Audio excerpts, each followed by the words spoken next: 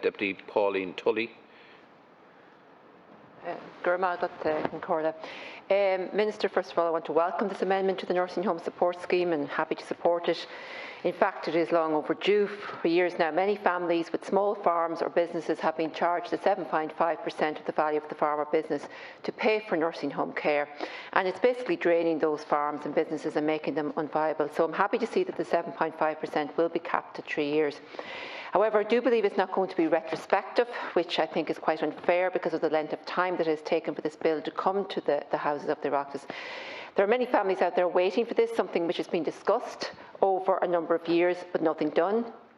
Now, it's obviously better late than never, but I do think that some sort of repayment or reduction in fees should be considered for those who've been paying even since 2018. I do feel also that there is an overemphasis, though, by the HSE on nursing home care for elderly people. I mean, there are other options. The HSE has indicated that under Sláinte Care, it will be investing more in providing home-based supported living for elderly people, and I welcome that. But at the moment, there's not enough being done in that quarter. I know of several people who would be able to live in their own homes and would be much happier living in their own homes, but the home support packages are not available. There would be a saving for the state, but I think also, and more importantly, people will be able to continue living and contributing to their community. Recently, Minister, I raised as a topical issue the upgrading of boarding out regulations, and it's an issue I raised with you personally and with the department, and it's a much more cost-effective form of care for elderly people based in the community. It suits people who cannot live alone or maybe do not want to live alone but do not require nursing home care.